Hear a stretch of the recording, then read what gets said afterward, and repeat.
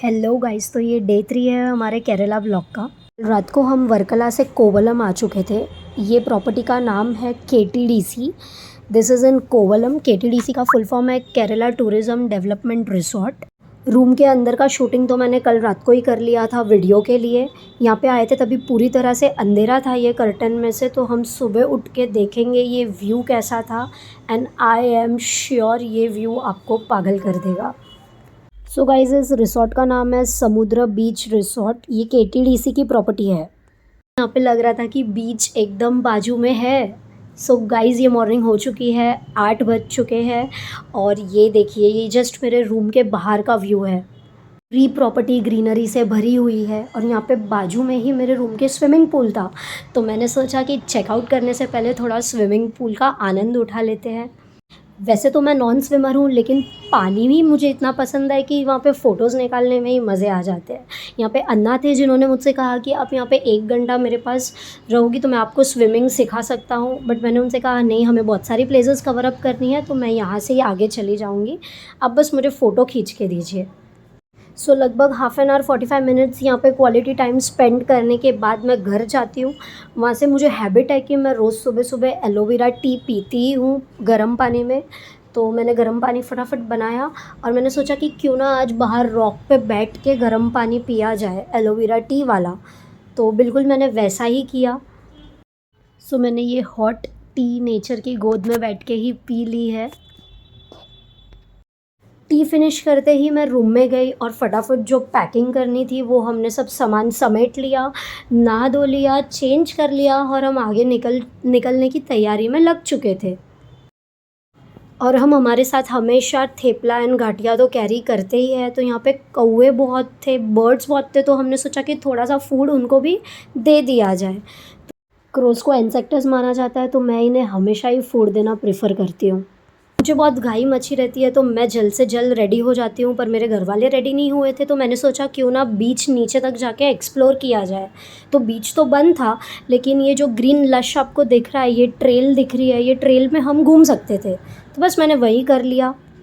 यहाँ पे रस्सी खींची हुई थी और रेड फ्लैग लगाया हुआ था, इसका मतलब है कि आपको वो आगे जाने नहीं देंगे। देन मैंने थोड़े से और फ़ोटोज़ निकाल लिए। यहाँ पे झूले थे, उस पर मैंने थोड़ी देर आराम कर लिया और रॉक्स पे फ़ोटो निकाल लिए। तब तक आई एम श्योर सब लोग तैयार हो ही गए रहेंगे। और आज के व्लॉग में मैं आपको और आगे दिखाने वाली हूँ अज़ीमाला टेम्पल। तो गाइज़, वीडियो एंड तक देखिएगा। पीस ऑफ एडवाइस है, अगर आप कभी भी बीच पे जाओगे और वहाँ से फ्रूट्स वगैरह की शॉपिंग करोगे तो प्लीज़ उनको रेट्स पूछ लीजिएगा, क्योंकि बाद में वो आपको एक पाइनएप्पल के लिए आपको 500 रुपीज़ चार्ज करेंगे और उन्हें देने के अलावा आपके पास कोई ऑप्शन नहीं बचेगा। सो इट्स बेटर कि आप उन्हें रेट पूछ लीजिए एंड देन ही उनसे कोई भी डील कीजिए। सो गाइज़, अभी हम अज़ीमाला टेम्पल की तरफ आगे बढ़ रहे हैं। ये टेम्पल कोवलम से 7 किलोमीटर्स की दूरी पर है। लगभग 10 मिनट लगती है यहाँ पहुँचने के लिए। ये टेम्पल की 1200 ईयर्स पुरानी हिस्ट्री है, जो बहुत इंटरेस्टिंग है। ये 8th सेंचुरी में बनाया हुआ था पंड्या डायनेस्टी ने। और यहाँ पे शिव भगवान का टॉलेस्ट स्टैचू है। पूरे केरला का टॉलेस्ट स्टैचू शिव भगवान का यहाँ पे है। यहाँ के टाइमिंग्स है 5:30 to 11 morning and evening 5 to 8। तो आप यहाँ पे किसी भी टेम्पल पे आते हो तो दोपहर के टाइम पे आना बिल्कुल अवॉइड कीजिएगा। यहाँ पे बंद होते हैं सारे के सारे टेम्पल्स। अज़ीमाला टेम्पल इसका नाम इसके लिए है क्योंकि ये अज़ीमाला बीच के बाजू में है और यहाँ पे जो शिव भगवान का स्टैचू है वो गंगाधरेश्वर के नाम से जाना जाता है। गाइस, नेक्स्ट हम अज़ीमाला से पुअर आइलैंड गए थे, जो 20 किलोमीटर्स की दूरी पे था। मलयालम में पुअर का मतलब है पू मीन्स रिवर एंड वर मीन्स फ्लावर। सो इसका मतलब है रिवर एंड फ्लावर। तो हम पहुंच चुके हैं पुअर आइलैंड रिसोर्ट। यहाँ पे लैंड कॉटेजेस के रेट है 7,500 plus GST and floating cottages के रेट है 10,000 प्लस जीएसटी। और शेल की माला से बड़े प्यार से हमारा स्वागत किया गया था और अब हम करेंगे रूम टूर। सो गाइज़, ये पुअर आइलैंड रिसोर्ट के रूम्स बहुत कंफर्टिंग थे और इतनी अच्छी हाइट थी इन रूम्स की कि मैं आपको क्या ही बताऊँ। यहाँ पे बराबर से एक सोफ़ा दिया गया था, किंग साइज़ बेड बनाया गया था, एक बड़ा मिरर था, इवन टॉयलेट्स एंड ऑल भी इनके बहुत क्लीन थे। और यहाँ पे अरोमा भी अपने को चाहिए रहती है, तो इन्हें जस्ट कॉल करके रिसेप्शन में या हाउसकीपिंग में बता देना होता है, वो हमें वेरियस टाइप के अरोमा भी यहाँ पे दे के जाते हैं। ये मेरे रूम का बैक साइड व्यू था और यहाँ पे यहाँ पे पीछे फ़िशेस के लिए राइस पफ्स रखे हुए थे।